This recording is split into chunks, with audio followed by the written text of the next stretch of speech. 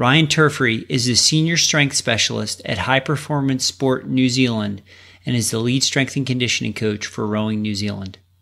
In this interview, Ryan and I discuss periodization across the calendar year. We also chat about how to individualize training for athletes at different ages and experience levels.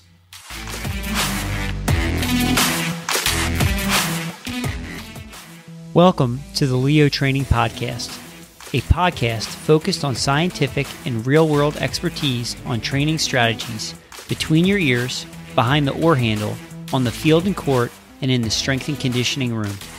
I'm your host, Joe DeLeo. I am a strength and conditioning coach, speaker, and lifelong student focused on continuous improvement. Thank you for joining me, and let's roll to today's episode. Ryan, welcome to the show. Hey, mate. How you going? I'm great. How are you? Thanks for having me. Good. Awesome. It's a little bit foggy, murky out this way. The fires from Australia are actually blowing all over New Zealand at the moment. So we don't have the fires, but we got the smoke. Oh my gosh! Oh wow! Is that affecting the air quality at all in New Zealand, or? It's not too bad. Like, we're not breathing masks or anything like that, but it is noticeable looking up at the sky sometimes. So wow, it's a little bit disconcerting, I must say. Yeah, I'm sure. So let's kind of get right into the interview. You've been in high performance sport for quite a long period of time, and you started off actually working with the BMX athletes. So I was hoping you could kind of take us through your career a little bit and how you work through different sports in high performance New Zealand and end up with rowing. Yeah, sure. My pathway to rowing's been perhaps a little bit different in that I have very little association with rowing in any shape or form for most of my life. I played cricket as my own personal sport, and then going through sports science as a degree, and then was lucky enough to be an intern through what was the New Zealand Academy of Sport at the time. This is about 11, 12 years ago now, and then progressed through that, and then finally ended up getting employed by what was still the Academy of Sport, but was becoming High Performance Sport New Zealand. Was originally employed to look after the New Zealand BMX program at the time. So it was probably as polar different to rowing a sport as you can get in terms of BMX at that level is a 30-second event. They only pedal for 10 seconds of it. It's a real power explosive sport with an athlete group that is very different to that found in rowing. But that was my first introduction into elite sport. I was lucky enough in the lead up to the London Olympics, our top female BMXer was based in the Waikato, where the Rowing New Zealand program is based, and was actually dating one of the New Zealand rowers at the time. So the program had the need for someone to kind of come in and help keep an eye on the New Zealand junior program at the time. So in between our touring schedule with BMX, it kind of lined up really well that I could come in, look after and get a taste of rowing during some downtime from BMX. And then it kind of slowly evolved from there. After the London Olympics, I pulled back out of BMX a little bit. The touring requirements of BMX are quite extensive in terms of it being little pockets of time away, but quite frequently in terms of how they structured their international calendar. So I had recently married, trying to have kids at the time. It kind of was a good opportunity to look to shift focus, and I had a run in with rowing already and slowly started working through their programs a little bit more. So I think 2013 was my first time looking after elite crews in rowing. I think I was with the men's sculling program initially, and then built it from there. In the last 18 months or so, Dr. Trent Lawton, who was the previous head of S&C in the Rowing and Z program, is greatly responsible for actually kind of creating the S&C program as it exists in Rowing NZ today. He took a secondment into more of an intelligence role, and then that kind of created the pathway for me to step up into the lead role now. During that time, had little pockets in other sports, kind of more so in consultancy roles. Did a little bit with the New Zealand canoe slalom program in the lead up to Rio. Again, it was cool to touch on. It was more of a more strength, power focused in terms of where I'd originally come from in BMX. It was a bit more akin to that. And that was a cool little touch point during it. But I'd say for the last 8 years, rowing's pretty much been my life in a career sense. Awesome. Well, it's so interesting hearing you talk about the different sports and sort of the different personalities and athletes. So I was wondering if you could just kind of share, like, just give a little bit more insight into kind of how different they are and how that, may affect sort of, or not affect, but what's a good example of, the day-to-day in the trenches when you're working with them during an S&C session, how that might show up? Yeah. I can say this having viewed a lot of sports. I've never seen athletes with as high a work ethic as I have seen in rowing. It's, I am continually surprised and in some ways in awe of what they're able to put themselves through on a day-to-day basis. And that extends not only to their physical ability, but it's their mental ability to, especially in a program with the training ethos that Rowing New Zealand has had historically, which is a miles make champions approach, and the willingness to continually put themselves in that position is incredible. The contrast, especially going to a sport like BMX, they were, I'll say the word crazy from a different standpoint. They were completely willing to throw themselves off a 2.5-story ramp into this massive jump and break bones and injure themselves from that standpoint. So there was a certain degree of mental toughness, or so mental denial, maybe a little bit, as to what they were doing. But it's the way rowing is so, it really does consume their entire lives, their entire days. Like the demands of what the sport places on them is incredible, and it still boggles my mind a little bit to this day. Yeah, it is an all-encompassing sport. When you're in it, it is your job. It is yes. It's a full day. The other thing that was really kind of jumped out at me when you were talking about your pathway up through High Performance New Zealand was you noted that BMX and canoe slalom were power sports. Yeah. And that's kind of funny because I tend to think of rowing as more of a power endurance sport. And I think a lot of people think of it as endurance.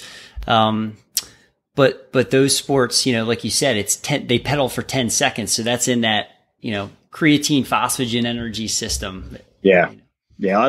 They are pure. I agree. I do consider rowing a power endurance sport. Like it's in this 6 to 6.5 to 8 minute window, depending on which boat class you're in. But it is, there's never a backed off stroke during that. Like it is just this wave and continued wave as they go. But for the distinction between what is a 10-second event, and even with BMX, that's coming down to, okay, your first 5 pedal strokes off the start then dictates your position going down the ramp into the first turn. So that was as short and snappy as you could get in a physical demand sense to rowing, whereby, okay, you've got a couple big strokes off the start, but then it's just continually grinding after that point. It's different, and it took a long time to get my head around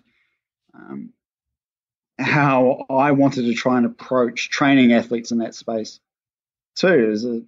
In some ways, I wanted to treat them as a true strength power athlete when the demands of the sport are definitely different.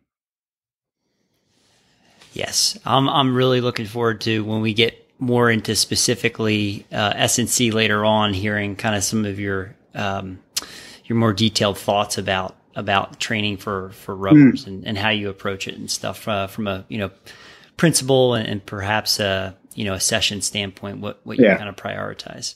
But before we get to that, you did some absolutely fascinating work in your PhD.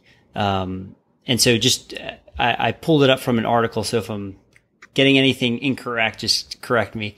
So from what I gathered reading the article, it looked like you were examining the structural changes of muscles and tendons during strength-based exercises and how they affect performance at the highest level of sport. And the article kind of went into, you were trying to use, I believe, ultrasound to determine what exercises are actually the most effective from a training standpoint, and then from there allow you to potentially individualize training for the athletes to get the most bang for your buck, so to speak. Yeah. And I will say that PhD is still ongoing. I'm probably approaching the longest PhD known to man. It is a long ongoing process, but the idea with it was to try and get some sense of, is there a specific muscle morphology, muscle architecture that is more preferential to performance than another? And if so, is there more targeted ways in which we can train athletes to better meet the demands of the sport? And whilst it's still ongoing, I will somewhat broadly say, and it may be a little bit of an out, that the most specific and best training for rowing is, oddly enough, rowing, in terms of creating architectural adaptations that enable the body to do what we want it to do. And that's the reason why they row and row so much, is because that creates the changes we want to then see in the athletes. There's a couple of other researchers that have started to look into this as well, and a lot of it has been concerned with like the lower limb architecture, especially vastus lateralis, in terms of looking at cross-sectional area and how the muscle body orientates itself to create enough area to then produce the forces that we want to see. So the vastus lateralis has been identified as potentially being a muscle area of note in that space. And then working back from that is, okay, how do we then create those changes which may look to enhance in that area? Because everything on an architectural standpoint does somewhat interfere with itself a little bit. And this will probably come up further on as we talk about the S&C side, is that often a lot of what we do within the pure strength and conditioning space is constrained somewhat by the demands of the sport itself, and that 3 sets of 10 of squat in the gym, if we take a really basic training example, is not going to do much within the context of 10,000 other rowing strokes done that day. So to my mind, there is something to it, but what that ends up being, I'm still not quite sure. Like, my pure S&C head is always being that and I can get in trouble with the physiologists by saying this, but the cardiovascular system, the respiratory system, is simply a fuel source for the muscles which do the work. So trying to find some way to create more effective pistons to drive the engine or to produce the power is always going to be fascinating. So there's more to be done in that space for sure, and I'm glad there's other people jumping into that space as well, because I'm sure taking my sweet time with it. Well, it's really fascinating to hear you describe it in that way, and I mean, I think that makes a ton of sense to me in terms of the cardiovascular system. Allows the muscular system to it's fuel for that engine, so to speak. It is, yeah. That's again, it probably shows my biases a little bit, but they to me provide the fuel and replenish the fuel system that enables the muscle to contract. It's muscle contracting and pulling on bone that creates a lever that then propels a boat via the oar. So that's how I've always interpreted the sport, and then trying to find, I will say that the cardiovascular system, respiratory system are incredibly, incredibly important. But in terms of how I try to prioritize my work within the sport, it's creating, take the biggest engine that we can, and then have that engine fueling something that is able to be really dynamic and efficient with that fuel source. I love that. I love it. That's a great perspective, and really different lens of looking at the rowing stroke, which is cool. It's awesome. It's just a great way to think about it, differently. And I think, having the opportunity to sit down with you and talk about this, hopefully that gets people to kind of open up their own minds a little bit about their own training, so to speak, and how to approach it. Absolutely. So very cool. Well, it sounds like the PhD is, you're absolutely still working on it. So if you don't mind me asking, how many years in are you now? Too many. I am officially on a break at the moment. The culmination of the Rio Olympics plus the birth of two young kids in quick succession has put a couple. Congratulations. Thank you. It's put a little bit of a hold on it, so it's still there, sitting, waiting for me to return. But you're not busy at all. No. So it's at this stage, it's probably realistically a post-Tokyo thing before I try and return my attention back to it. Very good. Do you have anything to add on the PhD before we shift gears? No, I think that covers it. Again, I think to me, it's a really fascinating area, but there's a lot to do. And the more things I found or thought I found, or things I thought made sense, suddenly made other things not make sense. So it's a cool problem to have, and one I'll probably wrestle with for quite some time to come. Yeah, but I love the idea of being able to, get to a point where we're further individualizing training for athletes, and just making it, it's getting that extra 1%, especially when you're at the highest level. This can make, all the difference. Yeah, absolutely. Very cool. Yeah, and for us, it was a little way of differentiating between, you got your tall, lanky, drunky guys, and then you've got your smaller athletes as well, and it's trying to find some way of giving equivalency between certain types of athletes and what role they may play, or how they may best train to produce power within a constraint, and that constraint being, okay, we can't necessarily make athletes taller, we can't necessarily make limbs longer. So if we have some set constraints around that area, how can we change? And there's always been this discussion, how big should an athlete be? How much muscle mass is too much muscle mass versus what is the cost of additional muscle mass on oxidative capacity? What is is there any restrictions on mobility and able to get forward to the catch or position around the finish with additional muscle mass? So to me, it was trying to reframe that conversation a little bit in terms of, okay, an athlete's going to be the size they're going to be in terms of height and limb lengths. If those are a given, what else may we have to do to make them a world-class athlete? Yeah, I'm really getting pretty excited for the S&C portion of our conversation.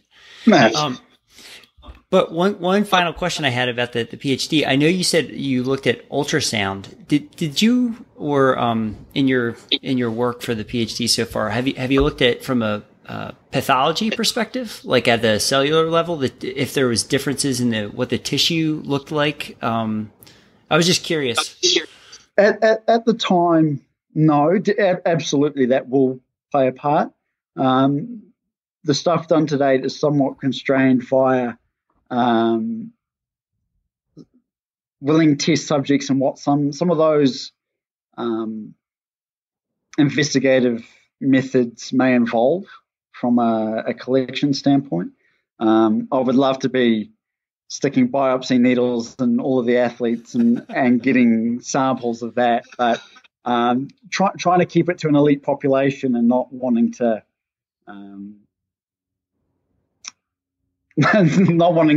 do those on our own athletes has kind of held us back. Not held us back, but we definitely tried in the first instance to create a research methodology that was relatively non-invasive from that standpoint. So,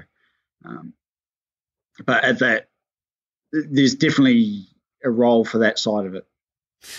Yeah, for sure. The reason I asked is my fiance is a neuropathologist. So when we were talking about this, I was thinking about all the work that you were doing, and I was like, oh, I wonder if the next kind of layer, the next level is to look even further, at a cellular level to see if there was some of those changes. That would be pretty cool.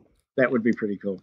Yeah. I will say, it's I think around the same time that article came out, we started getting people from all sorts of different fields start chucking in, have you considered this? Have you considered this? To the extent that I think there was someone I think it may have been Harvard at the time, was saying, oh, have you considered how gut microbiology may play a role in aspects of this too? And it was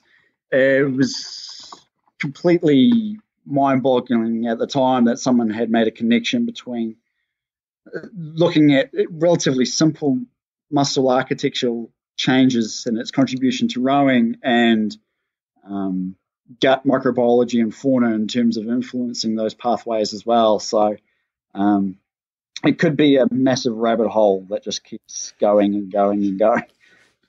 Yeah, that is a big rabbit hole for sure. Yeah. Okay. All right. Well, let's shift gears. Kind of the next section that I outlined in our discussion and interview here was sort of just kind of, I think, some general, principles and I think takeaways for, let's just say, the sport of rowing as a whole. Whether that's the U19, your juniors, your elite U23 senior athletes, or masters athletes, or just general population. So the kind of the first question is, if you have an athlete that is brand new to strength and conditioning, how do you ensure, as a strength and conditioning coach, that they don't injure themselves when they begin to strength train, when they do those sessions? Yeah, no, that's a great question, and probably the boring answer is very much based around, you do have to learn to crawl before you stand, before you then learn to walk type thing. And it's making sure that athletes have a really good understanding of, one, how they do move in the first instance, what a preferred model of movement may be, and then building a plan off that and making sure that the progressions are small, realistic, and attainable, and just building off that basis in terms of getting someone into the strength and conditioning side of it as well. What I always like to see with young athletes in particular is they come up through the system, and we are lucky in New Zealand that the pathway system is relatively robust. We do generally have a good skilled program that then filters on to junior programs, and then our regional performance centres. So we do tend to get lots of relatively frequent touch points on athletes as they come through the system. But one of the most important things I found watching these athletes come through is ensuring that rowing hasn't been the only thing they've ever touched in their life. It's probably not so much the case now as it was when I first started in rowing, but the majority of rowers I've met in my lifetime, especially early on, you wouldn't consider them great athletes in terms of a general motor coordination, motor patterning standpoint. Particularly the taller, lankier ones who've got disproportionate limb lengths and all sorts of stuff like that. They don't move well, and they don't generally have a good sense of where their body is in space in order to coordinate themselves. So what I found really valuable watching these athletes come through is, have you tried other sports? Do you alternate a rowing season with in New Zealand, predominantly probably a rugby season or something that teaches them to get around on their own feet, move, jump, crawl, learn some generic or basic motor patterns that give you that awareness. So those athletes who have come from that background and had a pretty well-rounded sporting background up until that point, I find you can, not only do they pick up the patterns that we want to see in the gym that little bit more quickly, but their rate of progression is greater as well, that they can obtain a skill quicker, we can start to load a skill quicker, and they can just move on from that. Whereas, those who haven't necessarily had that background do struggle a little bit more, and you do have to take your time with them and really go through the steps of, okay, this is a squat, this is what we want to see, this is how we're going to do it, and we're going to work on that first and then progress it from there. So So Ryan, have you had athletes either on the team in the past or currently that they're on the senior team and they actually have had no prior strength and conditioning experience, and like it's kind of been a blank slate, like you get them and you have to teach them from the ground up? No, I'd say our entire elite program in New Zealand, like, it's thanks to what Trent Lawton did prior to me even starting with rowing, was identify that this is an area where New Zealand as a nation has an advantage. We are a relatively small country. Implementing a S&C strategy for rowing in Z is something we can do perhaps more easily than other countries, to the extent that S&C is a non-negotiable requirement of any athlete in the R&Z pathway. And that has created a situation now where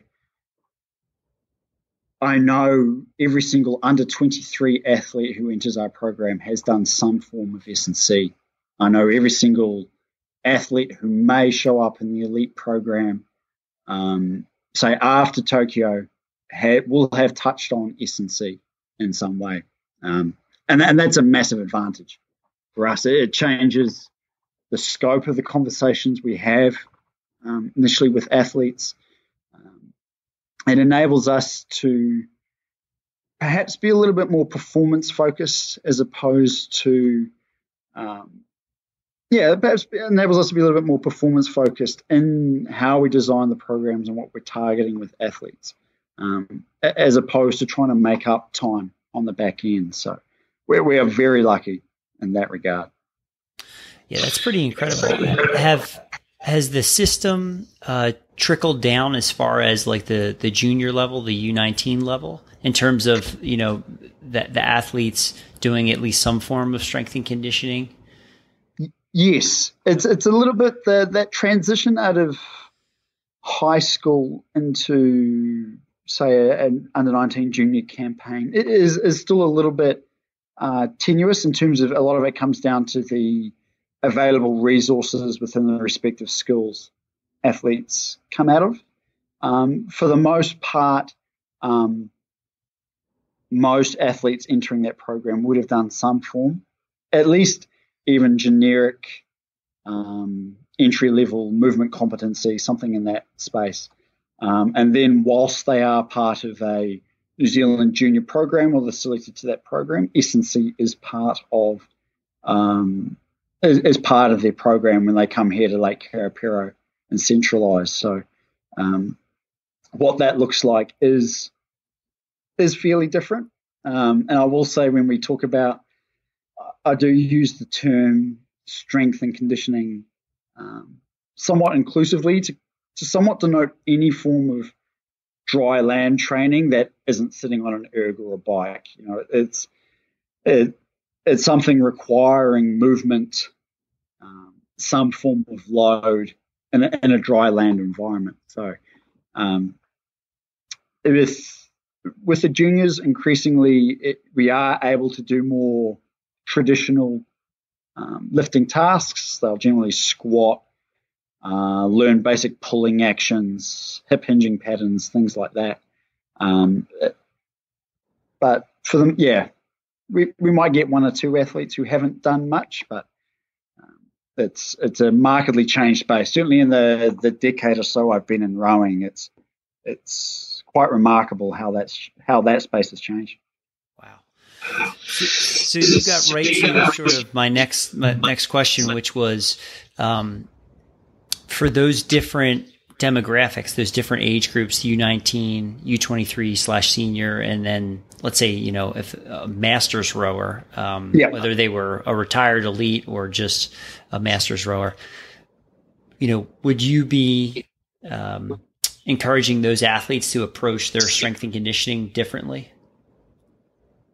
Yeah, absolutely. And that's not to say a junior athlete who's done tons of weight training during their high school can't come in and do a full program, so to speak. But we generally do try and stagger the progression of what we would like to see from athletes as they come up through the pathway. In terms of junior athletes, it is very much about, okay, can you complete these movement patterns, squat, a hip hinge, an upper body pull, upper body push, some form of single leg. Can you do those patterns to a level that we feel safe in adding some external load? And then from there, we'll make steps as appropriate. By under 23 level, we expect athletes who enter into our system at that level, the discussion around can we load, we would hope is somewhat taken care of already, and that we should be able to start loading these athletes and looking to progress them in some way. And then at the elite level, it is very much about, okay, look, we're looking to add 1%. We're looking at trying to keep you in the boat. We're looking at trying to increase your mobility in one aspect or another to aid your rowing stroke, and looking to target that a little bit more specifically around what individual demands may be. The retired rowing one's an interesting one. I must say, we don't and certainly in my role, I haven't had a huge amount to do in that space. Having worked with some of our rowers as they transition out of being elite athletes into not elite athletes, in some ways I find that a lot of them really do enjoy the weights room after they leave. I think there's suddenly, like, once the rowing mileage comes off, they're able to break through these plateaus that, we were kind of knocking our heads against for their entire elite careers. And then once the rowing's gone, it's fantastic. They get all these strength gains for free almost. Do you attribute a little bit to the interference effect that you'll get with doing such a high amount of cardiovascular work and then trying to do strength and conditioning work, and you're trying to get essentially very much two competing systems where you're again, they're trying to get adaptation on kind of two different ends. I don't know if I framed that question correctly, but no, absolutely, that will play a huge role, no doubt. It's even just the unit of time that we can give to a weight training program within the sphere of an elite Olympic program is difficult. So it's not only the interference of different training modalities and target and energy system requirements. It's the fueling to support it. It's the recovery aspect. It's getting elite Olympic level rowers stronger is really hard. It's really hard. It's incredible that once that training load disappears, how quickly they can make gains in that area. Very interesting. Are you a proponent of having your athletes, I guess at the beginning of the season, doing a max test for a max, 1RM test, or do you use velocity-based training or, force plates to determine sort of their training loads? We've done a fairly large, we've used aspects of all of them at different points in time. The only single rep maximal lift we look at from a rowing and Z perspective is a 1RM power clean. We do tend to find with other maximal lifts that the risk reward in terms of pursuing those lifts doesn't tend to tell us too much. Squats, we generally look at a 3RM to 6RM sort of thing. And we find that the technical ability to actually load those lifts to a true maximal effort is, the athletes just don't have the ability to do that to a point where it would give us meaningful information. We also tend to find that rowing athletes have a pretty flat strength curve in terms of the weight difference between an athlete's true 1RM and their 6RM isn't actually that much. So in certain lifts like a back squat, we are more concerned with, if we could take 95% of what your 1RM would be and do that 6+ times, that's probably a more meaningful lift. It gives us more information than a single rep effort would do. So again, Trent Lawton's PhD, his entire thesis area was around strength testing for elite rowers with the program at the time. And out of that has kind of come what is still, to a certain degree, the rowing NZ strength benchmark lifts that we look at, which is the 1RM power clean, both the 3RM and 6RM squat, which we will track that continuously throughout the year. So we don't necessarily have, we're targeting a 3RM once a year type thing. It's something we'll kind of make sure we're getting touch points on pretty continuously throughout the year. out of that PhD as well came a 6 RM bench pull, which we actually probably don't use as much anymore. And then the old concept dyno machine, which like gold if you can find a working unit of those. 5-rep leg press action and a 30-rep upper body row action on that. Because again, through his work for his PhD, he found that lower body strength was really highly correlated to 2K rowing performance, and as well as that was the upper body endurance side of it. That's where the slightly higher rep upper body row action came in.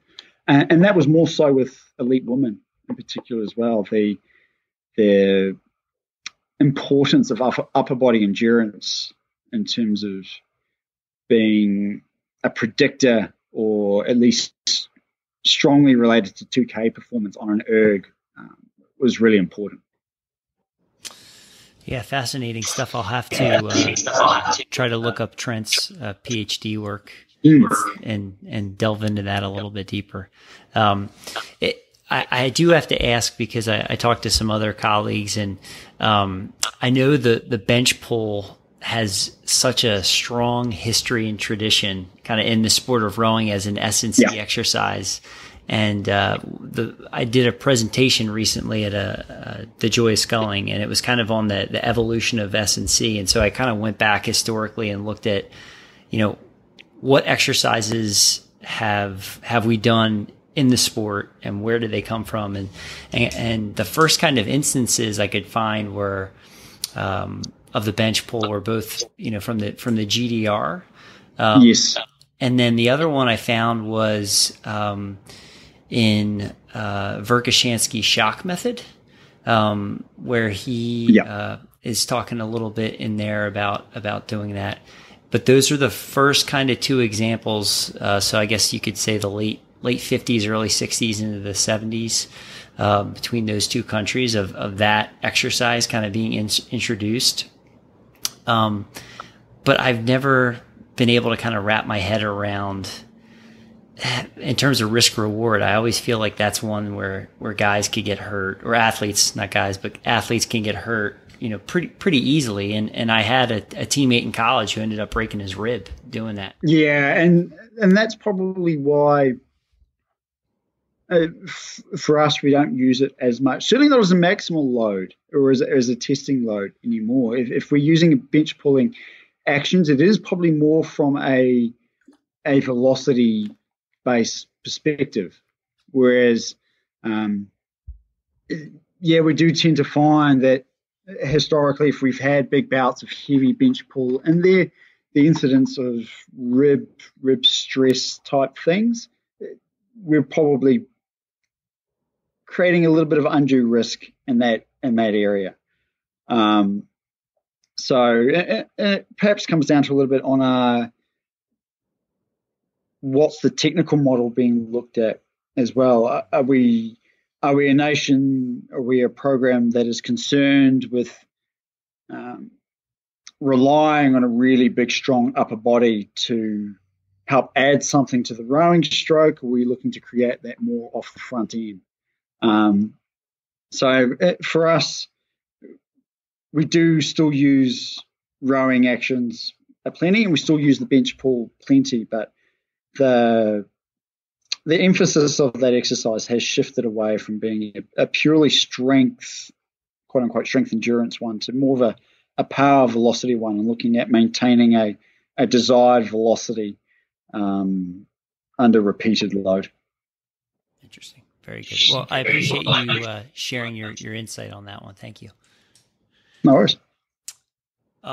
So shifting gears, kind of the next question. So ideally, in an ideal world, if you're doing a strength and conditioning session, and because we're talking about rowers, so we know that they've already done a rowing session, at least one during the day. Do you try to have that S&C session on a day they're doing intensity, or a day that they're doing a UT2, like a long, endurance type session? What's your preferred way to have that done? Yeah, that's a good one. Our standpoint has always been to work around, to a certain degree, the rowing demands first and foremost. So I won't say we'll take what we can get, but sometimes in practice we are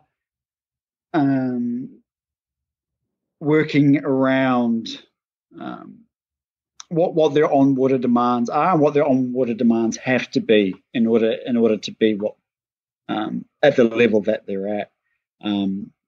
What we'll tend to do is, certainly if we take a training week as a Monday to Saturday type thing, we will try and front load our heavier load, our riskier loads, our riskier patterns at the start of the week, to somewhat mitigate the risk of doing that on the back end of a week where they are more fatigued. Their ability to maintain motor patterns isn't as good as it was at the start of the week. So we do front load our program design from that aspect and try and get adaptations in that end whilst we have the best chance to. We are reasonably good as a program that on even a 3 training session day where they may row weights or something like that we do have at least a 2-hour stand down between any on-water erg-based training and weight training. One that's helping to reset their movement patterns a little bit. It's interesting watching rowing athletes, instances where rowing athletes have come into the gym after doing a large rowing session. You spend the entire session trying to get them back to a motor pattern that looks something that we would deem in a gym space as being okay. And when that happens, you find you're only getting a quality final 20 minutes, as opposed to when we enable enough rest between our sessions, athletes are able to somewhat decompress, get out of that rowing mindset, that rowing pattern that's somewhat ingrained, and then be able to enter a gym session better able to move and meet the demands of that environment. Secondly, it also critically enables us to get enough nutrition and enough food and potentially have a nap if you can. That protects us. It protects the training that the athletes did prior to coming into our space, and maximizes what they wanted to get out of that session. So that's been really helpful for us as well in terms of the S&C space, is creating these a structure to how, even if we are working around unfavorable demands in terms of, okay, they've rowed twice today and they're going to come into the weights room, that we give them the best chance to do that well. I think you made a super good point there, and that you talked about if they're coming, from a rowing session, you try to have that window, a little bit of a buffer. But if they don't, you've noted that their locomotive, their motor control skills are they're kind of deteriorated. They're not able to coordinate and sequence properly. And I think that's a huge piece for people to take away, just in terms of being able to have quality training sessions, that, it's a sport that prides itself on hard work, but that doesn't necessarily mean stacking, those two types of training sessions, a cardiovascular session on the erg or in the boat with a strength and conditioning session. It may not be beneficial. Yeah, I agree, because our perspective would very much be that anyone can write a training program that murders an athlete and demands heaps of them and just continually throw them against the wall. That does mean nothing if they're unable to back it up, or they're unable to recover from session to session in a way that reduces the risk of injury, and enables the focus of those sessions to actually create the outcomes we want to see. Like, that's not to say we know athletes are going to come in tired. We know we're on a really big weeks that we're not going to be able to push them. We'll, as we build through progressive weeks, that when they're getting to the end of that training block, that we're not going to be able to ask of them what we did at the start of the block. But it's making sure that everybody knows the plan and knows what we're trying to create. And we find if we're clear on what we want from a global sense in terms of, okay, this is the end goal we're working towards. These are the physical and technical qualities we expect to be seen, or what we expect to be needed to win. And then work backwards from that in a way that I'll quite happily create a more mobility, restorative type session in those bigger weeks if I know that's because this is part of the plan and it's stepping on, and we're doing that this week to enable this, but next week we can target this because that's part of the plan. So that to me is really critical in enabling the training to not only have the quantity we want, but the quality. Like, I think what Rowing New Zealand, at least my perspective, is the evolution of the sport from a sport that was, okay, just quantity, just get that in and you'll be fine, to perhaps a sport that is having to be a little bit more nuanced in terms of how it creates a gold medal winning performance. And that is by taking that work ethic and directing it a little bit more smartly at times, and that's me in terms of where the sport is going. That's a big part of it as well. So with your response there, I have to ask this question because this is something that comes up for me working, with the athletes in Portugal and I think rowers in general.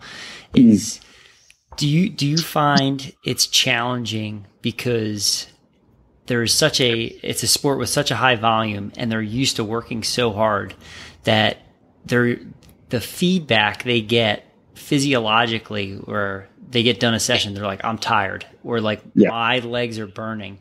But when you do a strength and conditioning session, the stimulus, the response you get from your body, it may not mirror that. It may be completely different. And I think that's something I've tried to take time to communicate and educate about how that is different, and that's not necessarily a bad thing. And it's also important not to chase that feeling, because if you bury yourself in the weight room, like, it can take several days to bounce back. And that's the thing, and that's what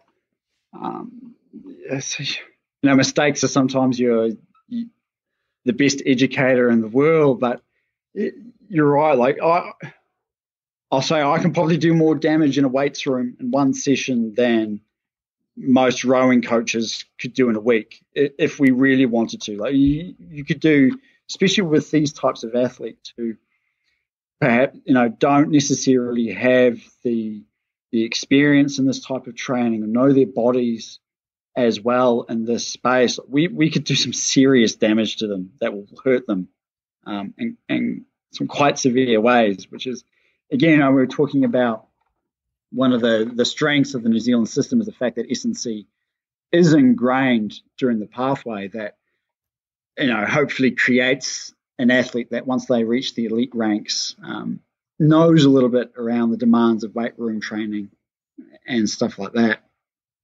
But the athletes kind of getting stuck in that rowing type mentality where, okay, I'm just going to keep going, has forced us a little bit to be quite, even though it's not how I would, again, going back to BMX days, think this is how I should train an athlete.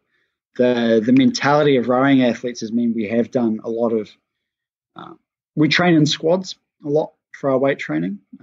Like over our off season, it'll be men's sweep, men's scull, women's sweep, women's scull. And they'll generally train in those designations. Is one that will create some internal competition within the group, which is great. But how do we protect the athletes from doing something they shouldn't do during that session because they have that mentality? So we've got quite heavily into metered weight training in terms of, everything is almost by off the buzzers, where you've got 30 seconds to complete this, then you've got a 2-minute wait and everyone's on the buzzer, which helps us not only from a group management standpoint in terms of having, 20 women's sweep athletes training at the same time, but it stops athletes from directly butting heads up against each other, trying to outdo each other in a way that isn't going to be beneficial to them in the long run. So how we design our programs, how we organize groups, has been really critical to us in terms of being able to target athlete direction in a way that is better for them. Wow, that's really insightful how you use the environment. You said the buzzers to allow them to, start either their next lift or skill or but it also dictates the rest. Yes. Yeah. Honestly, that's been the biggest, short of group management, just trying to get these athletes to take a rest.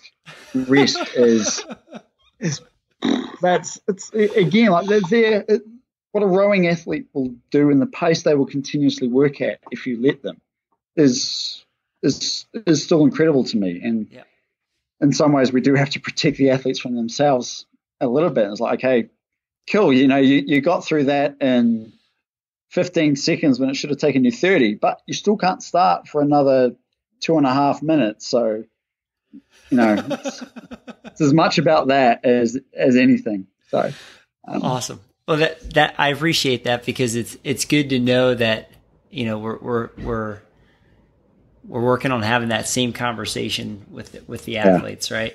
And it is, I think it's very different when if you're training heavy, in the S&C room, and you're really pushing up, I would say something north of 90%.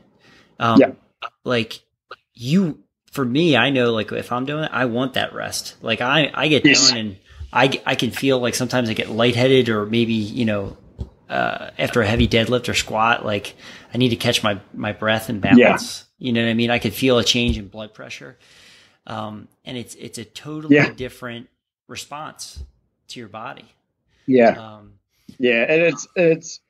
it's incredible. And part of that education thing for athletes who don't necessarily have this experience in the weight room or know how their body is going to react to this type of work, it's been creating an environment where they can perhaps take that rowing mindset and try and extend themselves, on the force end. Okay, let's really try and push that. As a result, we've created this window for you to actually sit back and be able to feel what it is like to go through that type of work. And that to me extends not only to the physiological end in terms of, okay, we need enough time for PCR and all that sort of stuff. It's creating space for there to be technical learning as well. That if we're asking athletes to learn how to power clean correctly, it's asking an athlete to do that with rep after rep after rep in short succession. To me, that's a really slow way of trying to get them to a point. So if we can create an environment that, one, enables them to lift heavier, which is great. Two, do it technically more proficiently, reduce risk, tick, tick. So, and in that window, we don't use it perhaps as much as we used to, but we'll use a lot of video feedback as well to kind of aid that process. We'll intersperse it because, again, the athletes will will struggle to sit there for 2.5 minutes and not do anything. It's okay. This is a time to, you're going to do some mild, gentle stretching during this time as well. So we can, within our program, we work pretty much, we get 2 to 3 sessions a week of about 90 minutes, which is great. But there's also other things we want to try and add into that session. So by having these rest windows interspersed throughout the session, we can, if we want to get in some extra work in that one area, we can by using these rest periods as well. So, and it's taken a while for the athletes to get their heads around it. I will say it's not something that came naturally to them, but I can honestly say that athletes are lifting better and more technically proficient as a result of it. So it's a win for us. Excellent. Fantastic. So let's wrap up this session. What do you recommend, or how do you encourage the rowers to kind of prioritize in sort of the different phases of the year? So, for example, do you have an emphasis or a theme for the off season? Your pre-competition phase, and then once they're in kind of the racing season, in terms of from an S&C standpoint, say that the World Championships or the Olympics wrap up, they have, a couple of weeks off and they come back, what's the focus for that time of the year, that type of thing? We probably follow a fairly traditional periodization plan in terms of the macro level, that we do work from more of a general conditioning volume base, switch to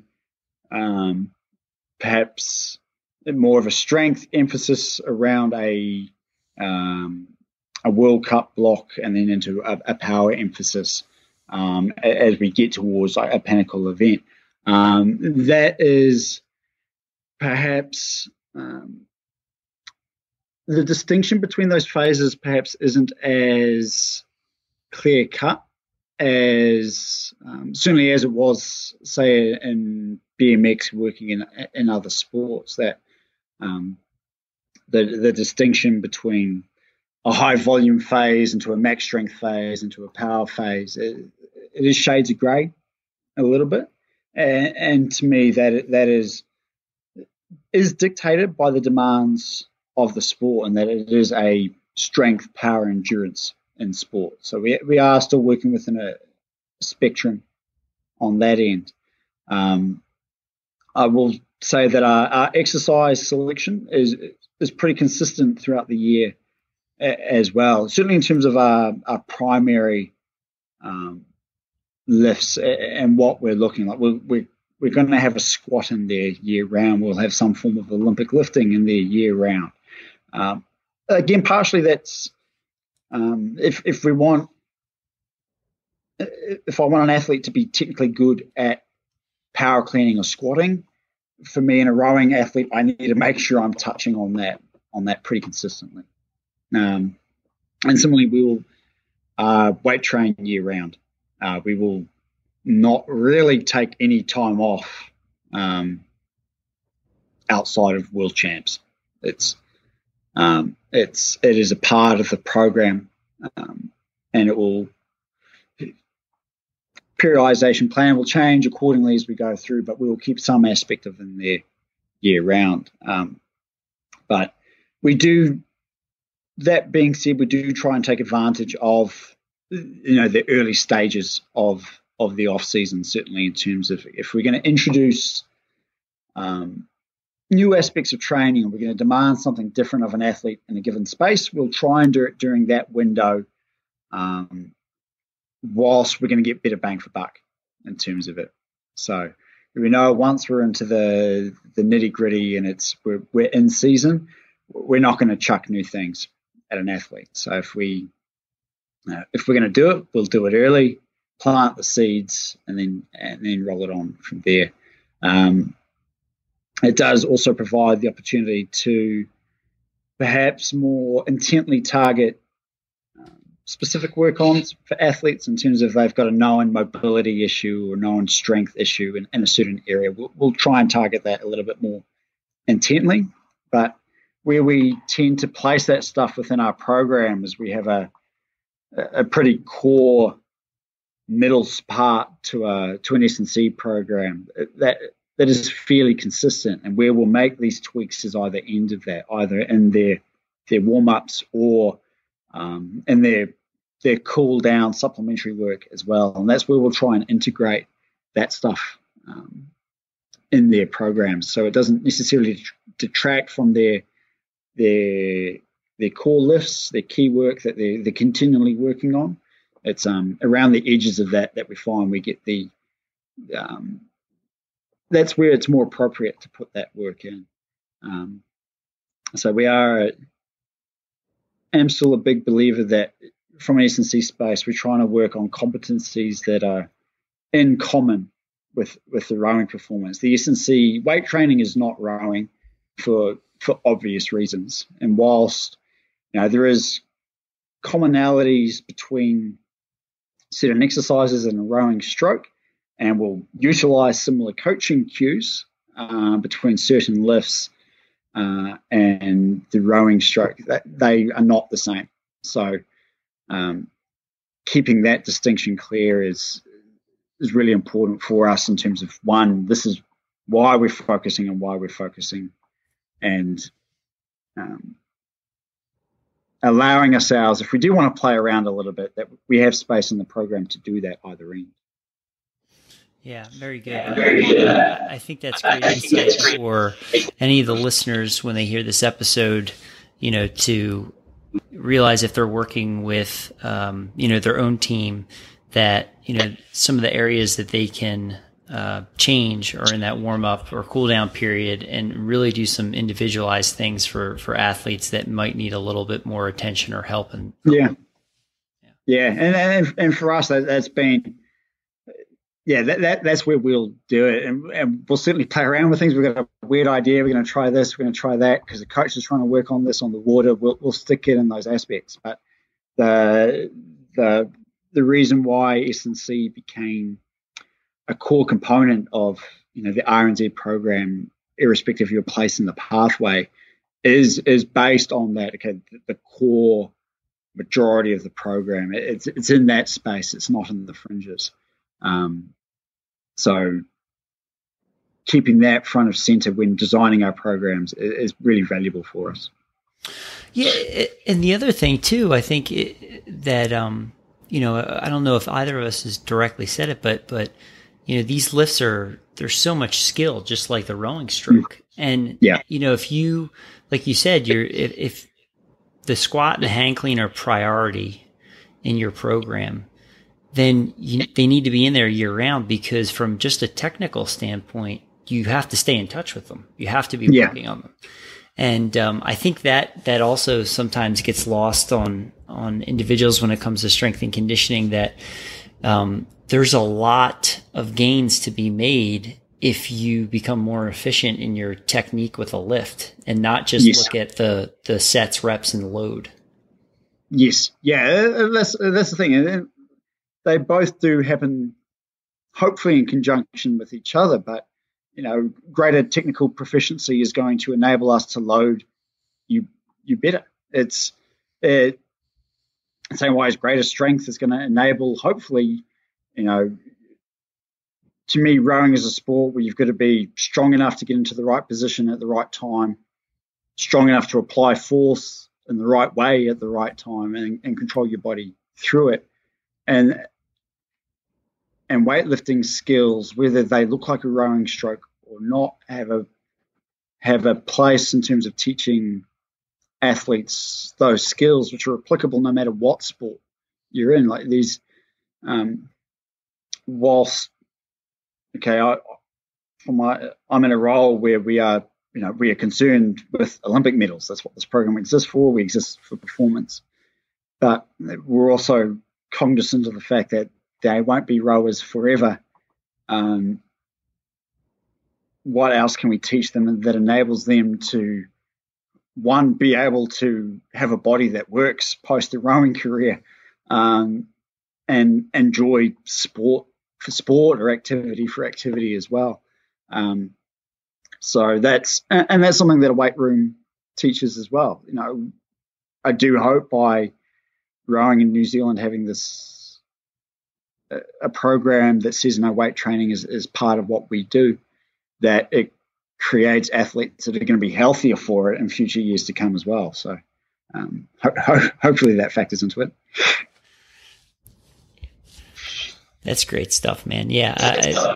Sustainable long-term approach, keeping in mind, the goal of high performance, but also keeping in mind, the life after sport. Yeah. For sure. Yeah. Okay. So we're going to kind of shift into the final section of the interview. So really probably getting a little bit more in depth on some of the S&C, not that we haven't been already. But so for example, if you're coming back, you're getting ready to start the training year at the beginning, what kind of evaluation or screen do you take your athletes through? Do you use a functional movement screen? Do you work in conjunction with a physiotherapist? Do you do, your own testing in the S&C room with, velocity or force plates, and also look at the athlete's power profile from a, VO2 max or ergometer perspective? Like, what do they do for a 10-second watts test, 1 minute test, 2K, 6K, 30-minute or 60-minute? What, those types, like how do you kind of put that puzzle together and say, ooh, okay, Johnny, Susie, they're pretty good. Their peak power is pretty good here up in the wattage, but they don't have the endurance component, or we really need to try to move. How do you kind of look at some of those variables and yeah, that's a great question. One of the benefits of being part of a program like Rowing NZ is that we're a reasonably large program. We've got a lot of staff in a lot of areas, so it is very much a collaborative process in terms of figuring out what the potential puzzle pieces may be for any given athlete, and that is completely centered around the relationship between their coach and the athlete as well, in terms of, okay, this is the areas that globally we think are valued to this athlete, and then we're going to have medical input into that. We're going to have a physiotherapy screen input into that, the physiology in terms of those physiological markers as well. There's going to be information coming from our end on the strength side in terms of relative strength measures. I will say we don't necessarily use a formative movement screen on the S&C side.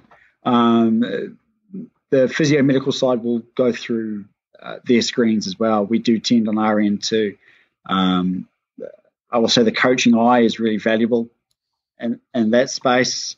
And I'll say I'm probably more confident that my own eye would pick something up as opposed to a movement screen type thing. And we will kind of treat athletes more on a day-by-day basis in terms of that end. But from all of our respective areas and the pieces of information we create, and filter that through up back to the coach and their relationship with the athlete, and then figure out, okay, Susie has 3 or 4 things they need to focus on. This is priority 1. This is priority 2, priority 3, and then work from that. So that is really helpful in that it creates, it removes the ambiguity between all the disciplines as well, in terms of what each athlete, what is truly important to these athletes to help them progress. And then if a certain athlete, okay, their VO2 max needs significant improvement, these are the provider teams that are responsible or have a part to play in trying to change that for that athlete. I will also say that is in our program that's probably more of a continuous process as opposed to one necessarily predicated on season start and finishes as well. We are, again, we're lucky at this level to effectively be a full-time program. So those discussions are happening on a daily basis type thing, that everyone's information is continuously flowing through back these checkpoints and helping to create hopefully a more well-rounded picture of who that athlete is over time, as opposed to snapshots at discrete points in time that may not be accurate or lead us down paths that perhaps didn't need to be pursued. So it is a case of lots of checks and balances on it. And again, working back from as a program, we believe that these three key markers are of the most importance to us. So as long as all of our areas and behind that are working some way towards addressing those, we're probably heading in the right direction. And then the relative importance of each little area changes over time as we go. Just because an athlete suddenly reaches a benchmark we deem desirable doesn't mean we don't keep trying to push past it. It is a case of, yes, we do have standards and benchmark areas in our respective areas, but it's also knowing that other nations probably have that too, and trying to ensure that we don't get complacent just because we think we have a way that works or a set of measures that tell us we're going to win this or that that was good enough for last year. What does next year look like? What does the year after that look like? And that is, I think that's something that all rowing nations will probably have to try and get their heads around a little bit more as the sport progresses, and potentially as the sport may evolve down the line in terms of IOC preferences and stuff like that. Is getting a better sense of knowing what we know, and then knowing what we may not know in the future, and try and work towards that. So, so that's probably a roundabout way of answering that, but no, that was good. It's a very comprehensive approach to putting together a program for that athlete and identifying, their top priorities that they need to focus on in terms of their training. But no stone is left unturned. You're looking at everything. Yeah, I think for us, we'd hate to get to a situation where, there's probably always a small degree of it no matter what, but boats line up in Tokyo and we start going, okay, what if? The reason I'm involved in high performance sport, and I hope the reason most people are involved in high performance sport, is to try and help somebody perform to their potential, whatever that potential may be. And so I'd hate to get to a situation where feeling like we missed something we could have or should have addressed somewhere along the line. And there will probably never be in a situation where that doesn't happen. There's always going to be some degree of that, but as much as humanly possible, can we, as long as we have a program that's okay with people saying, hey, should we look at this? And if it turns out we shouldn't look at it, great, cool. But if it's something that perhaps we should have looked at, I'd hate to be sitting back watching athletes row in Tokyo and think, if only I'd done this, or if only we'd spoken up about this. So from everyone's area involved in the program, I think that's hopefully what we strive to do in each of our areas. And I know that the S&C team here is a team of 3, including me, and I like to think that we all come from different backgrounds and different sports and different athletes that we work with, and that lens looking in on the sport, I hope creates an S&C team that does consider things perhaps a little bit more differently, or is not afraid to ask questions that may seem obvious, or Very good. I mean, it's collaborative approach. I mean, that's how you get there, right? Yeah, absolutely. Like, it's again, like the S&C, we're a small part of a big operation, and an operation that is historically successful for reasons much more numerous than the S&C program. So I'm sure we play a part, but we are just that, a part of a program with good staff in other areas, great coaches, and honestly great athletes that we're blessed with that off the bat. So let's talk about the role of S&C a little bit more, just in terms of, so you kind of mentioned earlier in the interview, 3 sessions a week, I believe, around 90 minutes, and that's including rest time. Yes. Yeah. So 3 sessions, how many total sessions would an athlete be doing per week, including those S&C sessions? I'd say on average, probably depending on phase of time in the year, looking at probably between 12 to 17, 18 sessions a week, give or take. That sounds about right. Yeah. Okay. So you're looking at anywhere from, again, it's a smaller percentage of their total training time, right? Yes. So,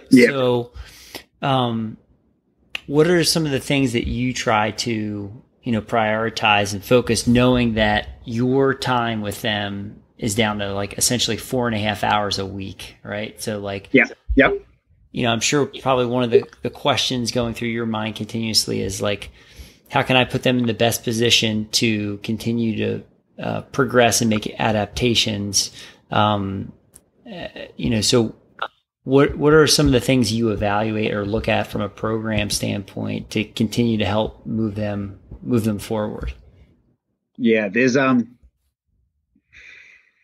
of those things we have touched on in terms of creating little things like mandatory 2-hour stand downs in the program, training emphasis on the S&C end as we progress through the week in terms of being more front loaded in terms of load requirements and technical requirements at the start of the week, and then changing spectrum as we go further towards the back end. Aspects like that play a huge role in terms of creating an environment for us where we feel we can add benefit to a program without detracting from what they have to do on water, and without putting them at a greater undue risk of injury. Nothing we do is risk-free, and I'll say that there has to be a degree of risk in everything we do, otherwise it's probably not worthwhile doing. But it's making very calculated appraisals of what we think an athlete can tolerate at the right time, and then building the program from that basis. So it's first and foremost, we know we are supplementary to the rowing, and that is if they can't row, that's not desirable. So we first and foremost if we need to make not concessions or sacrifices doesn't sound right, but if we need to be really flexible to changing our plans on the fly in order to accommodate something that's going on, the water's been it's been choppy as hell. We've been white capping all week. We athletes are feeling it. We need to take up some load somewhere and try and balance out the week. I do see S&C as playing a significant role in terms of doing that. We can skin a cat 100 ways. It's being flexible enough to knowing that a program, an S&C program, is just a piece of paper, and it's how it's interpreted and how it's modified on the fly based on. And we talked about using the coaching eye more so than relying on screens and formalized structures like that. If we can see that an athlete just really isn't getting it, they're struggling, their power's down for whatever reason, they've had a bad night's sleep, something even removed from the program itself. It's being confident that the overall programs is still heading in the right direction, and knowing that, okay, if we got to back off for one session here or there to balance it out, that's okay. And in the long run, that's actually more beneficial than just continuing to smash your head against the wall. And there's real value in that. So that again, coming out of other sports into the rowing culture, that's been an adjustment. And teaching the athletes that it's okay to do that as well is sometimes the hardest part. Is they won't necessarily tell you that that they don't feel great that day, but if I can see it in terms of how they're performing in the weights room, then it falls on me in that standpoint to step in and try and find some way to get them through it. Yeah, and that's some really good wisdom right there. And I think that's, again, coming back to kind of the rower mentality is, so much of the sport when you're in the last 500 is you're pushing through everything that tells you to stop. But again, kind of respecting the S&C environment, always thinking about risk versus reward. As you said earlier, a lot more damage can be done in one session. So there's great insight there. So one question that we were kind of chatting about before we got going here was, I listened to an interview on a separate podcast. Eric Murray was interviewed, and he and I read their book, Amish and Eric's book, and he shared that they had stopped doing strength and conditioning under Coach Dick Tonks, and they increased their rowing volume. So I was curious to get your thoughts on that, and hopefully get a little bit more insight into that training. Yeah, it's certainly there. Again, that was somewhat before my time. I was somewhat on the back end of that, around London, and then things. Once Coach Noel Donaldson came on board post London leading into Rio, things did change there somewhat as well in terms of the reintegration more formally of weight training into particularly Hamish's program. Eric, not as much. But it probably speaks to the fact that, there are a lot of ways to skin the cat in terms of what's going to make certain crews perform, win medals. And certainly during the younger days, both Eric and Hamish did a lot of weights early on, and then they got to a point where it wasn't as necessary in their program from a performance standpoint. And that's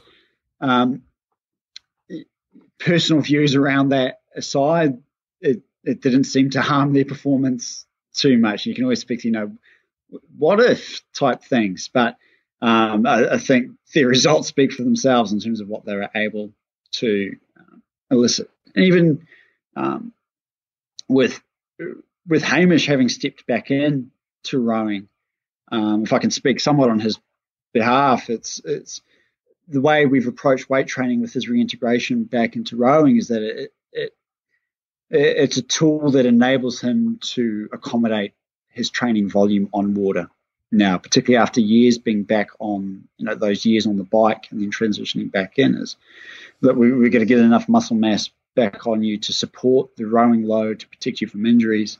And two, this is going to help balance out your training week, utilize motor patterns, muscle groups that aren't being worked because you're back rowing. So I know there's plenty of crews that have been really successful without weight training. There's plenty of crews that are successful with weight training as a key focus in their program. So each athlete and then each crew does have their own makeup of what are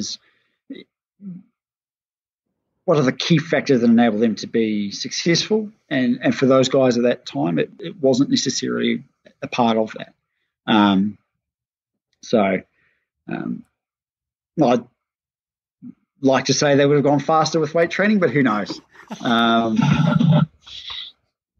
Well, very good. I appreciate the insight. And I was curious, it was good to hear how Amos just kind of reintegrated after coming back from cycling. Because I mean, even if you just look at photographs, like his body composition was vastly different. Yeah. So, and I remember reading some of the interviews that he had done coming back to rowing. It took him a while to acclimate back up to the training load, the training volume, to be able to do it. And it sounds like some of that was being able to get some mass back on to be able to physically handle. Yeah. Yeah. You go from a sport where, frontal surface area is a big no-no in cycling circles to, being less of a concern in a rowing boat and having to use the upper body a little bit more. So, it's the before after shots are quite telling. And to me that does re-emphasize, that rowing athletes, you do have to be strong, whether that strength is developed on water. And you like rowing on water, you'll get strong by rowing on water. You attach bungees, power strokes. You can get really strong just by rowing alone. We'd like to perhaps provide guidance in the program and say, look, that's true. We can get stronger, perhaps quicker in the weight room, and we can do it in a way that adds some balance to a program, is protective as well, and helps to create better, well-rounded athletes. It's we see ourselves as another tool that enables them to do that on water. Yeah. So going with that, do you find, is there, I guess in terms of, your philosophy, but also your experience in working with the team, is there an optimal way for rowers to train, like, lower repetition, heavier load, or higher repetitions, lower loads? Or does that focus shift throughout the year when, you're doing sort of more of your general preparatory phase as you return from kind of the beginning of the off season? Again, it is probably slightly shades of grey, but we will take a higher rep focus earlier on in the season, and for us it is about creating those. Half the reason why I find my PhD area so intriguing is that the muscular space is the thing doing the work, and the higher rep training, you can put on muscle mass through high rep, low rep training, but in terms of creating anatomical changes that help secure the body a little bit more, that help to create a robust athlete that's able to withstand training volumes, that creates adaptations at a muscular level, at a tendon level, that helps to create a more bulletproof athlete. And we generally find that a solid higher rep base enables us to create a foundation from which to work on. probably the biggest correlate of muscle strength is muscle size. It's a muscle anatomical area. And this is where muscle architecture comes into play a little bit, but you do need a degree of muscle mass in order to create muscle strength. So how much is too much is another question for the ages, but if knowing that rowing load and what it requires of athletes from a nutritional standpoint to maintain muscle mass, ensuring we have a little bit of a cushion there is, I think, from our standpoint, really valuable. So if we can do that during early season, that to me gives us some protection as we get into more racing and areas like that, which we will start to change our rep focus a little bit. We will target more higher force, lower rep type stuff, still keeping in some higher rep work, but that shifts to more of a power focus. There's other avenues that are opening up a little bit over time as this area becomes a little bit more better understood, or perhaps more to the forefront is other training modalities, such we're adding in eccentrics potentially into programs, or we're looking at the VBT and stuff like that. So these areas have come about over time, and it is what's cool is we seem to be talking less about the value of weight training and more about what type of weight training to do, which to me has been a really cool evolution in the sport. Yeah, that's exciting because I think it's just a higher level discussion, and looking at, instead of just thinking, the answer is to do more volume or to go heavy, it's okay, what variables can we change or manipulate to optimize for that athlete? So like you said, is it eccentrics? Is it isometrics? Is it, doing a triphasic phase? Is it, yes. Looking at, improving rate of force development, those types of things, which actually kind of you just sparked another question, and we actually haven't talked about this at all.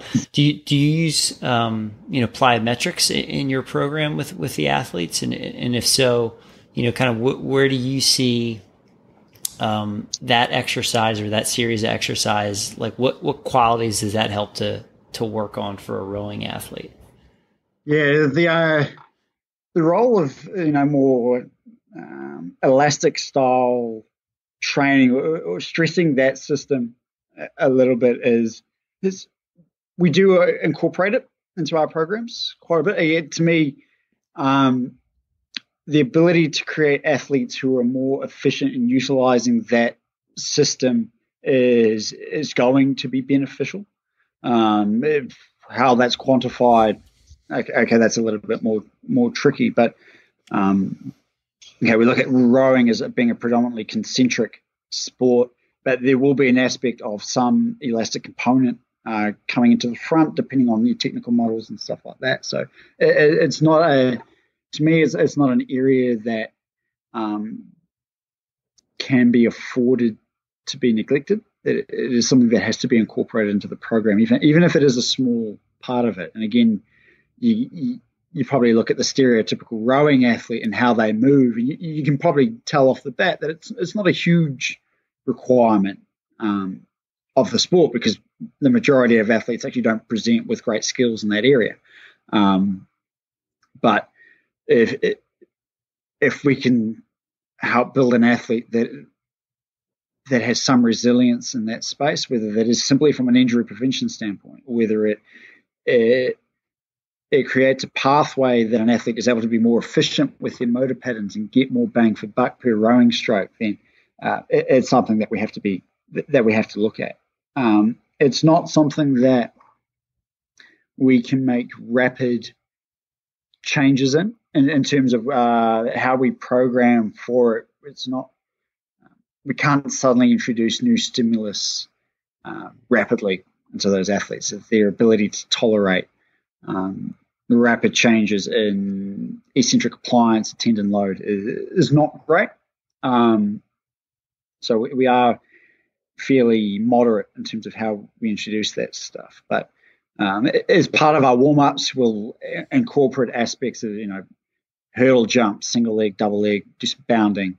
I do like that from a general athleticism standpoint, and think it does have a role to play somewhere. Yeah. I was curious to get your thoughts on it because, one of the big value points to me in doing that type of work is, the ability for the athlete to be able to control themselves in and around the catch, especially if you're in some of the bigger boats where, if they're in a situation where there is potentially not some great rhythm and there's a little bit of rush, and they feel themselves being pushed, up the slide. Yeah. Being able to have some good control in their hips and their knees and their ankles and stuff. Plyometrics are a great way to be able to kind of build that. Yeah. That body awareness is you're right. It's for the big, tall, heavy lads, they've got a lot of weight coming through to the front. If you can't control it, you're going to be killing that boat. And I look at, you look at that German men's eight in particular, and how they move, and I'd love to get a sense of what their capabilities in that space are like, because to me they look like I imagine they're a group of athletes who probably do that stuff better than most. So it's you have to, regardless of your technical model that a coach employs, you have to have the physical skills to back that up. And if that is simply being able to control your weight as it's moving in one direction, hit the brakes, and then try and get out of it, working on that somewhere is got to be of value. Awesome. Absolutely. Is there anything else that you wanted to touch on or share for kind of just S&C and your work at High Performance New Zealand Rowing before we kind of shift into the rapid fire? Ooh. No, I think that's about it. I think we've touched on a few things. We've done good. Yeah. Okay. So these are just some fun questions. I'm gonna include these for kind of the series for the fellow S&C rowing coaches that I'll be talking to. So these questions kind of won't change. So let's assume we're all doing the fundamentals, right? So compound movements, warm up, cool down, etc. So in your opinion, what's the next frontier for performance impact in rowing strength and conditioning? Ooh. I'm actually going to say extending the weight room to the on water. So, and what I mean by that is, you look at traditional bungee style sessions and stuff like that, which I think there's room to incorporate more S&C programming techniques into some of those on water rowing strength based stuff. In terms of my sense has always been that rowing coaches consider bungee work strength work, when in reality most of the time to me it just looks like slightly heavier endurance work. So trying to actually practice doing strength work in a boat. Be interesting to see, and perhaps some of the equipment around doing that. I've heard crazy stories of people trying to do overspeed work by towing boats in and stuff like that. So it'd be really interesting to see how people try and integrate things like that into on water training. I've had some of those same thoughts myself, and I always wondered how you could do overspeed kind of work, but the question is, in that environment, could it be done safely, right? Like exactly. Like I just picture jet skis and then quick release harnesses and all sorts of stuff. So, and maybe it doesn't need to be done, but I do see that as an evolution for the sport. Potentially is integrating different training emphases into its on water training programs. And then probably outside of that is the integration of technology and into training. You know, things are able to be quantified a lot more easily and a lot more cheaply than they have done in the past, which is both great and potentially could create a lot of noise as well. So as portable technologies become more readily available, you know, your iPhone has, you know, accelerometers and stuff built in. It's trying to find out what stuff will add value versus what is just noise for noise's sake. Right. Yeah. And in today's world with, you know, internet, social media, I mean, there's enough noise. Yeah, agreed. It's how do we actually turn down the signal? Yeah, agreed. Yeah. And that to me is probably really important. Interesting. What do you think rowers should or could do differently, I guess, in terms of improving, you know, performance as it relates to strength and conditioning? Learn other sports. Talking to young athletes coming through the system, definitely do as many sports as you can, learn as many skills as you can. Even if rowing's your focus, you know, get touch points on everything. Like, we've made it a bit of a challenge within the program here over our summer campaign. You know, let's try and teach all of our elite athletes how to do a handstand, you know, a free form 10-second handstand. And teaching athletes those skills with, you know, they're going to get mobility demands out of it. There's proprioceptive demands, control, coordination, things like that. Whether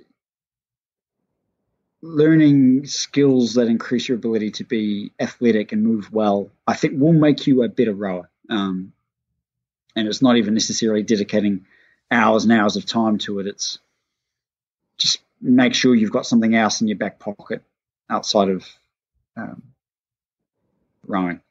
In terms of the elite space, it's perhaps some of the things we touched on before in terms of learning where to pick your battles, where and when to pick your battles. And whilst we talked about technology perhaps creating more noise, one of the potential benefits of it is that it enables us as those helping athletes to direct their attention a little bit more and be able to better discern for them what is of value. Yeah, that's a good point too.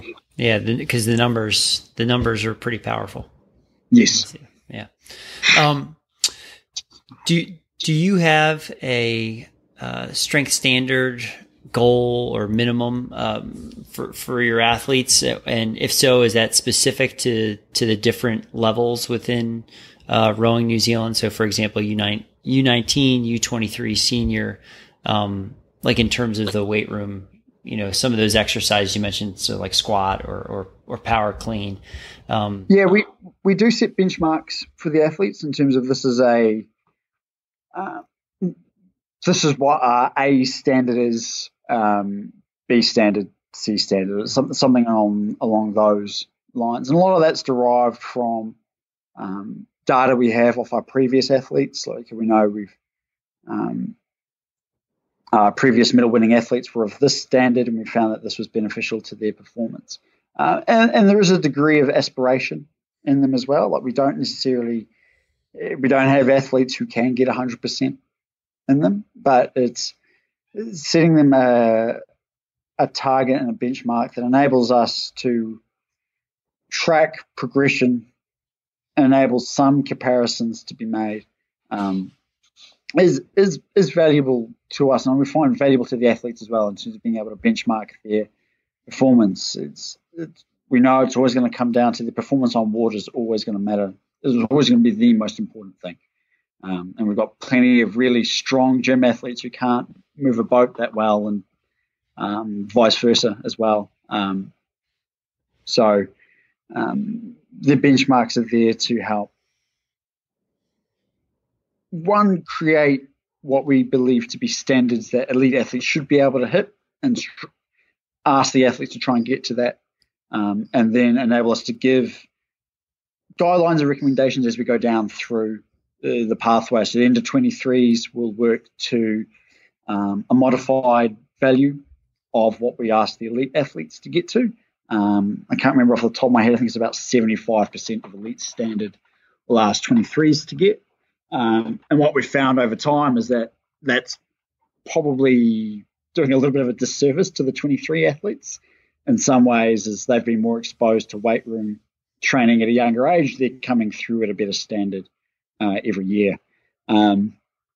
Juniors, less so in terms of saying these are the numbers we expect. It is more, can you do a certain movement pattern to a standard that we go, cool, yeah, we're happy to load. And I think we have some body weight measures. How many chin ups can you do in a minute? How many pistol squats can you do in a minute? That gives us some idea of the general athleticism and mobility capabilities as well. So, but the standards are primarily around the elite and 23 programs. Excellent. In your opinion, what exercise in the gym helps to develop power and has the best transference over to the rowing stroke? I see the wheels turning. Yeah, it's my answer is probably a power clean. In terms of one, it is a movement pattern that translates visually well to perhaps coaches or other support staff that don't necessarily it looks somewhat like a rowing stroke. What we do find is that it is helpful to us in terms of some of the technical cues that coaches may look to focus on in a boat. We can use the power clean as a way of having to bridge that gap for them as well, in terms of little things like, someone breaking early at the arms during the drive phase. If we see that that's happening in a power clean and it's happening in the boat at the same time, we can make steps to try and help make that connection for an athlete that, hey, look, you are going to be more efficient if you can keep that lever long and hang off it a little bit. Still keep the connection, but don't, start pulling before it's too early. Same thing in terms of pick up off the catch as well. We ask athletes a lot with the power clean to take a little bit of take the slack out of the bar before they push, and we find that that's a nice similarity in the coaching cues, that we don't want athletes slipping on the blade before they've actually got pressure on the blade in the water. We want to make sure they've got pressure there, able to feel the load, feel it in their feet through the foot stretcher, and then apply the load with power at the right time, as opposed to pushing on it before you've got full pressure and slipping. Same thing in terms of how the trunk moves up off the bottom. We've got athletes who tend to want to shoot the slide, so to speak, or move with the hips and leave the trunk behind a little bit. We can address that through a power clean. So a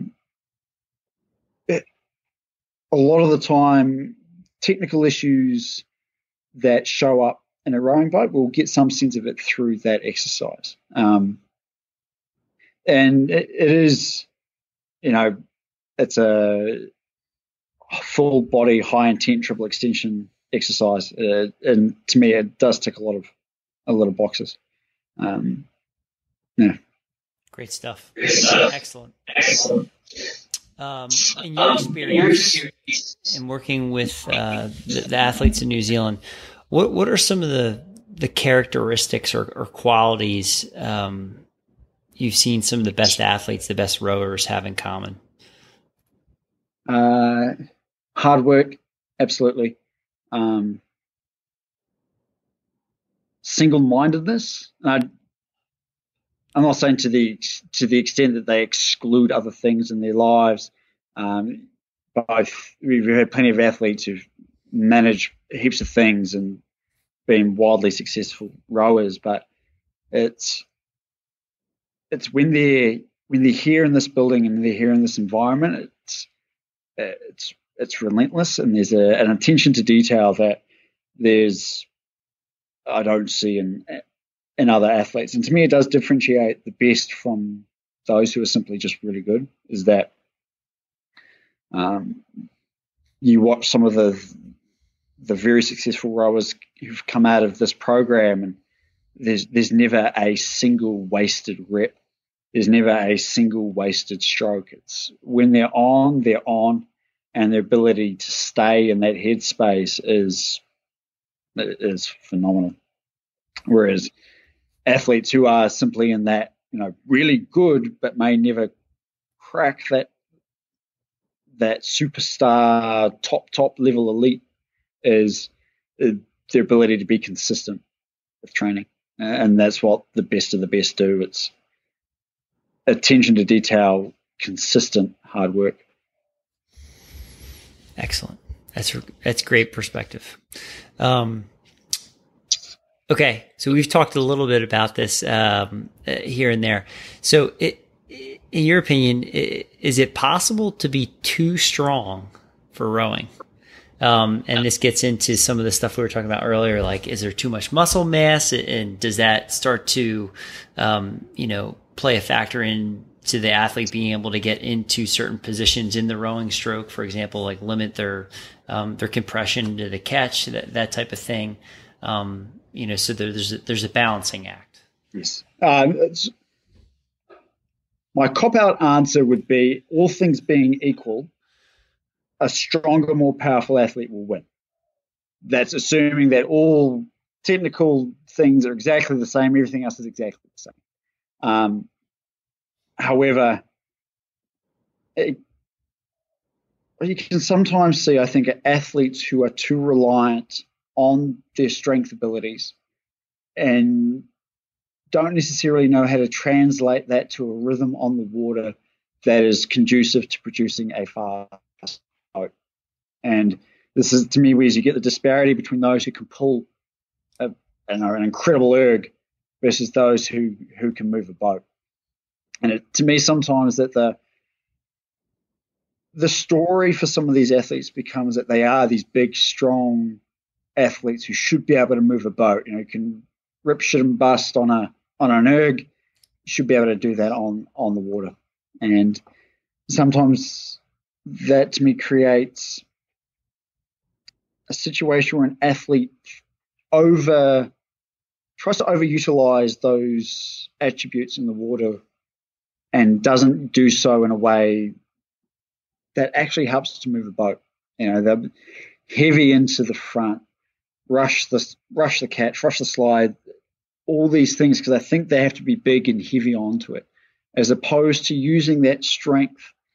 And in some ways, I see the biggest benefit of being a stronger athlete is that it's going to make you more efficient. Is perhaps a crude analogy, but one that I find helps to sometimes communicate what we're after in the weights room. Is that if a given stroke costs you 40 kilos to move, you've got a maximum of 50, you're working to a higher percentage of your theoretical max all the time. Whereas if I can increase that buffer, it's going to cost you less per stroke. But the flip side of that is if an athlete thinks, okay, I've got 100 kilos of force I can put down, I need to put down 100 kilos of force, is that they don't do that well.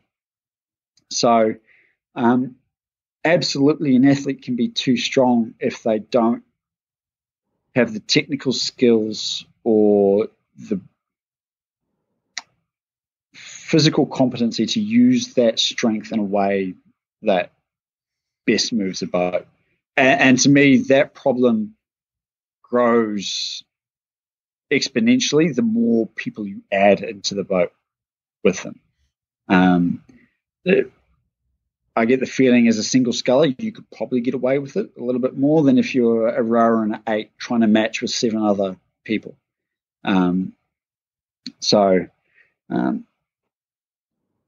Whilst I would love all of our athletes to be 10 times stronger, bigger, more powerful, if that doesn't create a better rower, then there's no point. So yeah, it can be a double-edged sword at times, I think, especially in younger rowers, um, especially in younger rowers who think this is the way I should try and generate it, as opposed to learning how to row technically well. Great point. Great point. So for a shorter event, so this is a fun kind of interesting question. So Olympics distance is 2,000 meters, but masters rowing is 1,000 meters, and then there's some. They've done a couple events. I think it's the Gold Cup series. I think in the U.S. In Philadelphia, that's like 500 meters, right? So if it's 750, yeah, it might be 250. Yeah. So if we were to change the script, right, and that was the distance, say 1,000 meters or less, or 250, what would you think then in terms of strength and conditioning program, right? Because now it's a much shorter time frame. Now we're looking at, I wouldn't say the same, but probably a little bit closer to the BMX spectrum of highly explosive. Yeah, I think the relationship between your raw strength measures and ability to perform in a sport that reduces in distance, maybe not so much over 1,000 meters as much, but certainly, you start getting to a point where you're rowing over 500. The Gold Cup, I think the Gold Cup's over 750 meters. Once, you start getting to that spectrum, and I suddenly think S&C is in terms of what it offers to a program, and even perhaps more so in terms of like its relative value for whatever that means. It's the amount of time dedicated to that form of training does probably increase as part of your weekly training load. I will say it'd be bloody exciting if aspects of that came into rowing. It'd be a shame to lose the 2,000, but a little bit of it would be kind of cool. It would. I mean, it certainly seems like we'll see what happens. I mean, I know there's a lot of conversation right now after Tokyo wraps up. With lightweight rowing, very much kind of it seems like being on the docket to being removed. Yeah, then I'd say the same with coastal rowing as well in the place of that.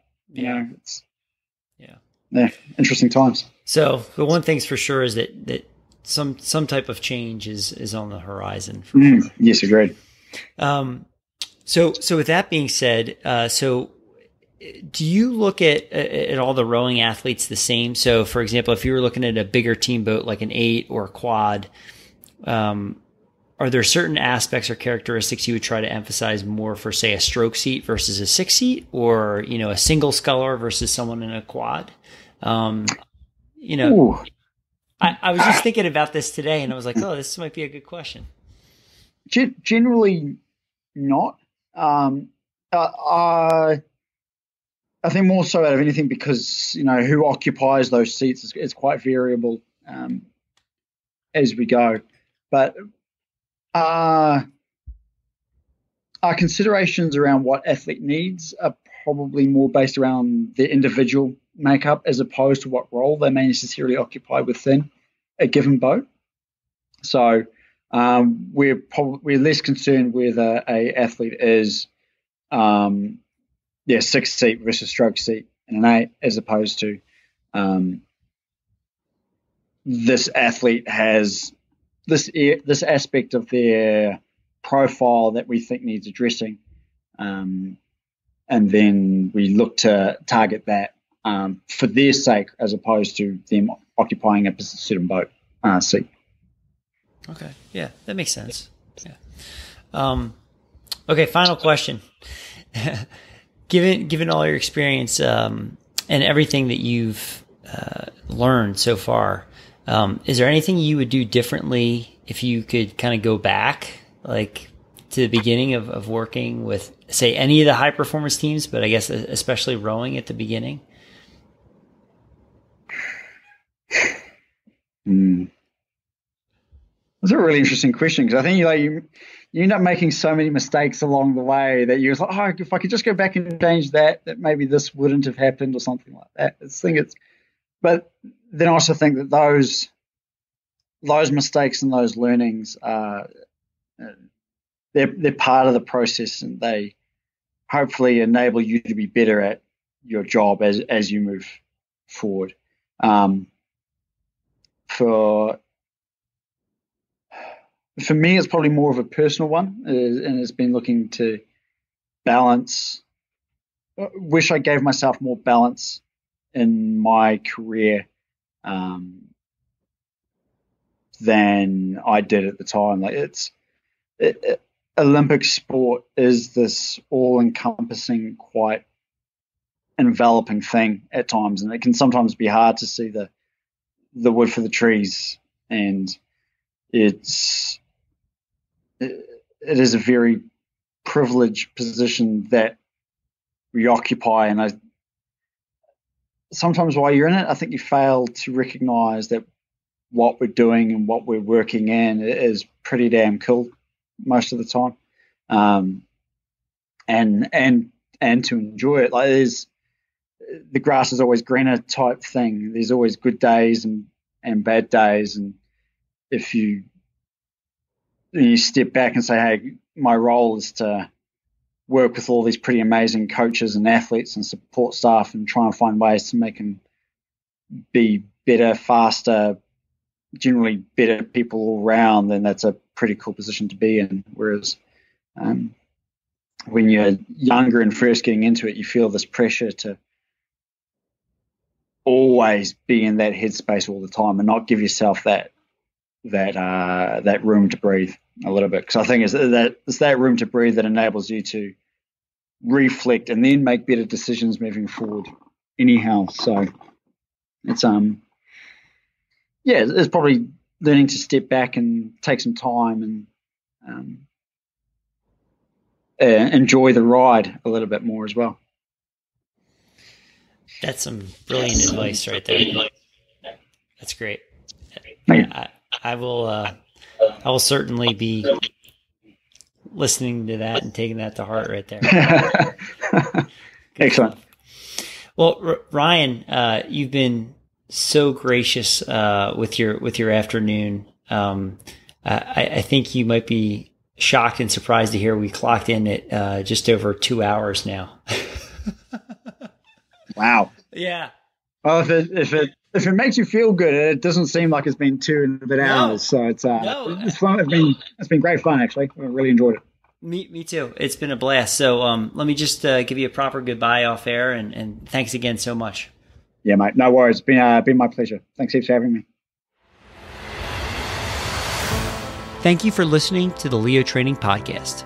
If this content is important to you, please be sure to rate and review so more people can listen. Also, you may follow me on social media, Instagram, YouTube, and Facebook to get weekly free content.